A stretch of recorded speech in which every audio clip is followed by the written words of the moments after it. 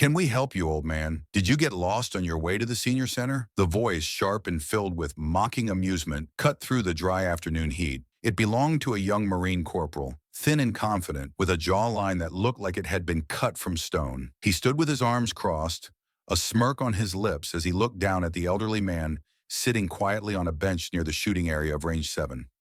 Thomas Murphy, 83 years old, did not react. His hands, marked with age but steady, rested on his knees. His eyes were fixed on the distant targets, shimmering like ghosts in the heat rising from the packed dirt. He had heard voices like that before, in places far more dangerous than a training range on a peaceful Tuesday.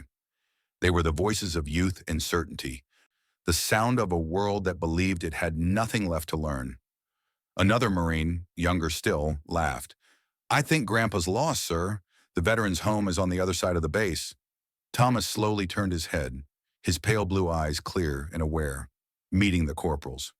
He offered a slight, patient smile that didn't quite reach his eyes. "I'm in the right place, son. I was told to meet General Parker here. I was hoping I might get to shoot a few rounds while I wait." He pointed vaguely toward the rifle rack. "It's been a while." The request hung in the air, so ridiculous to the young Marines that it was met with a moment of shocked silence before the corporal burst out laughing. "You want a rifle, sir? With all due respect, these are M4 carbines, not old museum guns. You probably couldn't even lift one, let alone shoot it." The small group of Marines waiting for their turn on the line chuckled. They were a picture of modern military strength, fit, disciplined, and radiating an unshakable confidence.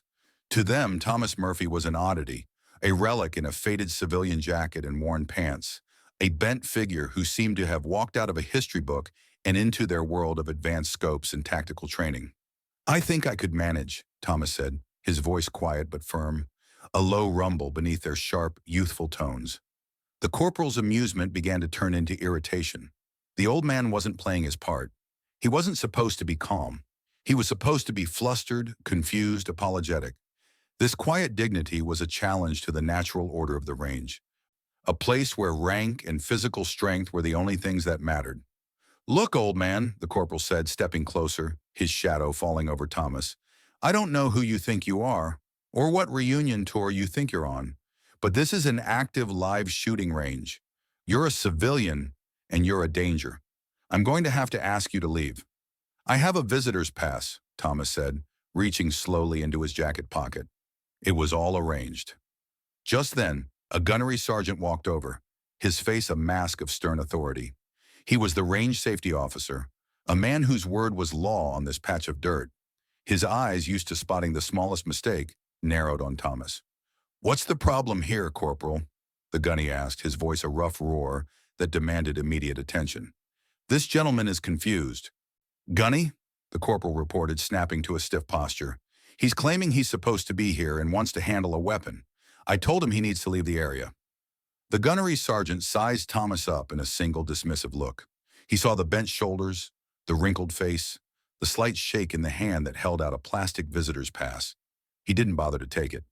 "Corporal's right," the gunny said, his tone final. "This area is off limits. We're conducting qualification training. It's dangerous. Now I'm not going to ask you again. It's time for you to go." Thomas's hand, still holding the pass, pulled back. His gaze drifted past the gunnery sergeant, past the smirking Marines to a flagpole in the distance, where the stars and stripes waved against the clear blue sky. He had seen that flag in jungles so thick the sun never touched the ground. He had seen it draped over the coffins of friends. He had fought for what it represented, for the very right of these young men to stand here and dismiss him. "I assure you, Sergeant," Thomas said, his voice still even, "I am not confused, and I am no stranger to a live shooting environment." The gunny's patience, already worn thin by the heat and the repetitive nature of his duties, finally broke. He was used to instant obedience. This quiet, persistent old man was a disruption, a piece that didn't fit. "You're not hearing me, are you?" the gunny growled, stepping so close he was almost touching Thomas. He jabbed a thick finger at the old man's chest. "You are a civilian. You have no authority here. Your memories of the good old days don't give you a pass to interfere with the training of United States Marines. Now get out before I have you removed." The circle of young Marines had tightened. their amusement turning into a kind of morbid curiosity. They were watching a confrontation, a battle of wills, and they were certain they knew how it would end. The old man would be shamed, forced to shuffle away in defeat, and it would become a funny story to tell in the barracks later that night. A story about the crazy old vet who thought he could still compete. The gunnery sergeant's eyes fell upon a small, simple patch sewn onto Thomas's worn jacket. It was faded, the threads worn at the edges. The design was simple, almost crude. A stylized ghost placed over a map of a river delta. It meant nothing to him. It looked like something bought at a surplus store or a veterans convention. "What's this supposed to be?" the gunny sneered, reaching out and flicking the patch with his finger. "Your senior citizens sharpshooter club?" The touch, though light, was a spark on dry grass. For a fraction of a second, the world of the hot, dusty range disappeared for Thomas. The smell of gunpowder and sweat was replaced by the scent of mud and rot, the thick, humid air of a jungle night. The sharp crack of rifles faded, replaced by the muffled, terrifying thump of an incoming mortar round. He saw a young man's hand, his own, stitching that same patch onto the jacket of his best friend, crouched down in a water-filled foxhole under a heavy monsoon rain. They were kids, barely 20, about to step into a darkness from which only one of them would return. The patch wasn't a decoration, it was a promise, a symbol of an oath made in a place that God had forgotten. He blinked and the memory faded, leaving a deep ache in its wake. He looked at the gunny's dismissive face, and for the first time, a flicker of something hard and cold entered his eyes. The confrontation had reached its peak. The gunnery sergeant, convinced he was dealing with a stubborn and possibly confused old man, decided to end it. "All right, that's it. You're coming with me. We'll get base security down here and sort this out." He reached for Thomas's arm, his grip firm. The embarrassment was now public and physical. Thomas didn't resist, but a deep sigh escaped his lips, a sound of deep disappointment. But not everyone was enjoying the show. Standing at the edge of the small crowd was a young lance corporal, fresh out of boot camp. He had been watching the entire exchange with a growing sense of unease. There was something in the old man's posture, a stillness and a depth that felt out of place with the insults being thrown at him. It felt wrong. A little further away, near the office building, a civilian supply manager named Jackson was walking to his car. He had seen the commotion and paused, curious. He was a history enthusiast, a man who spent his weekends volunteering at the base museum. He saw the gunnery sergeant grabbing the old man. He saw the circle of young Marines, and then his eyes caught the visitor's pass still clutched in the old man's hand. Even from a distance, he could make out the name typed in bold letters. Murphy, Thomas. Jackson's blood ran cold. The name resonated with him, pulled from the pages of dusty, declassified mission reports he had read. Stories that were the stuff of Marine Corps legend. He looked closer, squinting, and saw the faded, unfamiliar patch on the old man's jacket. He had seen a drawing of it once in a file so restricted he was only allowed to view it for a few minutes. His hand shot to his pocket, pulling out his phone. He turned his back to the scene, his fingers flying across the screen. He found the number he was looking for, the direct line to the office of the base commander, Brigadier General Parker. The line was picked up on the second ring. "Sir, this is Jackson in logistics," he said, his voice low and urgent. "I'm sorry to bother you, but you need to get down to range 7 right now." There was a pause on the other end. "What is it, Jackson?" "It's your 9 appointment, sir. It's Thomas Murphy." Jackson took a deep breath. "And they're about to arrest him." Inside the impressive headquarters building, Brigadier General Robert Parker was on the phone, a frown creasing his forehead. "What is it, Jackson? I'm in the middle of a briefing." He listened, his posture slowly changing. The casual lean against his desk straightened into a perfectly straight stance. His knuckles whitened around the receiver. "Say that name again," the general commanded, his voice dropping to a dangerous whisper. He listened again, his eyes widening in disbelief. "Murphy, Thomas Murphy. Dear God, and he's at range 7 now?" He glanced at his assistant, who immediately stood at attention. "I'm on my way. Jackson, do whatever you have to do to stall them. Do not let him leave that range. And for the love of God, Tell that gunnery sergeant to take his hands off him. He slammed the phone down. Captain, he barked at his assistant, get my vehicle now. Full escort. I want to be at range 7 in 3 minutes. The captain, startled by the sheer urgency in the general's voice, scrambled to comply. And Captain, Parker added, his voice grim, get on the line with the archives. I want the service record for Murphy Thomas. First Force Reconnaissance, cross-reference with Project Shadow. Tell them it's a Trident priority. I want it on my tablet before we arrive. The mention of Project Shadow made the captain's blood freeze.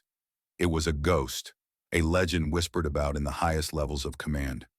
A secret unit from the Vietnam era whose operations were so sensitive, so deeply classified, that most of their records were still sealed 50 years later. Back at the range, the gunnery sergeant was unaware of the storm about to break over his head. His authority had been questioned, and now he was going to reassert it. He tightened his grip on Thomas's arm, preparing to march him toward the small office hut. All right, that's enough of this circus, he announced to the onlookers. The show's over. He looked down at Thomas, his expression a mixture of pity and contempt. You brought this on yourself, old man. You come onto my range, you disrupt my training, you refuse a direct order. What did you think was going to happen? We can do this the easy way or the hard way. A nice quiet chat with the MPs, or we can make a scene. Your choice. Thomas said nothing. He simply stood, his dignity an invisible shield that the sergeant's threats could not break. This made the sergeant even angrier. He was making a final, irreversible mistake, pushing himself past the point of no return in front of a dozen witnesses. Last chance, Grandpa, he snarled. Start walking. It was then that the sound reached them. It wasn't the familiar pop of rifle fire. It was a rising whine, the sound of engines moving at high speed, accompanied by the piercing wail of military escort sirens. Every head turned. Over the rise at the end of the service road, a convoy appeared. 2 black SUVs led the way, followed by a command Humvee, its lights flashing. They weren't driving. They were flying, kicking up a massive cloud of dust and gravel. The convoy screeched to a halt just yards from the shooting line, doors flying open before the vehicles had even fully stopped. Marines began to step out, but they weren't in combat uniforms. They were members of the general staff in their crisp service uniforms, moving with a disciplined urgency that charged the air. The casual, mocking atmosphere on the range evaporated, replaced by a sudden, tense silence. Every young Marine snapped to attention, their eyes wide with confusion and alarm. The rear door of the Humvee opened, and out stepped Brigadier General Parker. He was a tall, imposing man, his uniform perfect, the single star on his collar glinting in the harsh sunlight. His face was a thundercloud, his eyes blazing with an intensity that made the gunnery sergeant's blood turn to ice. He instinctively let go of Thomas's arm. General Parker didn't spare a glance for the gunnery sergeant or any of the other Marines. His eyes, laser-focused, found Thomas Murphy standing alone. He walked forward, his polished boots crunching on the gravel with each purposeful step, the sound like hammer blows in the deep silence. He stopped 3 feet in front of Thomas. His eyes fell to the faded patch on the old veteran's jacket. A flicker of deep recognition, of awe crossed the general's face. Then, in a move that sent a shock wave through the assembled Marines, the brigadier general drew himself up to his full height, his back rigid, and executed the sharpest, most respectful salute of his career. It was a salute of such precision and respect that it was almost a physical blow. Mr. Murphy, the general's voice boomed, clear and powerful, echoing across the silent range. It is an honor, sir. He held the salute, his arm locked, his eyes fixed on Thomas. The gunnery sergeant stood frozen, his mouth hanging open. The young Marines looked on, their minds struggling to process what they were seeing. A general, their base commander, was saluting this frail old man. Thomas, his expression unchanged, slowly raised a hand and gave a slight acknowledging nod. The general lowered his arm. He then turned, his gaze sweeping over the terrified gunnery sergeant and the circle of young Marines. His face was pure fury. You, he said, his voice dangerously low, pointing at the gunnery sergeant. What is your name? Gunnery Sergeant Wilson, sir, he stammered, his bravado gone, replaced by sheer terror. Gunnery Sergeant Wilson, the general repeated, the name dripping with scorn. Do you have any idea who this man is? Wilson could only shake his head, speechless. No, the general said, his voice rising. Of course you don't. You stand here on ground that was paid for by the blood and sacrifice of men like him. You wear a uniform that he defined. You breathe air that he kept free, and you have the outrageous nerve to disrespect him. He took a step toward Wilson, who flinched. You see this patch? The general demanded, pointing to the faded emblem on Thomas's jacket, the one Wilson had mocked just minutes before. You thought it was a joke. Let me tell you what it is.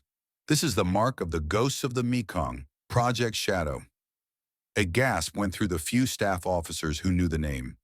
In the darkest days of the war in Vietnam, the general's voice rang out like a history lesson delivered from on high.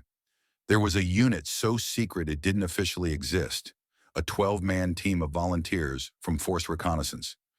They were sent on missions that no one else could do or would do.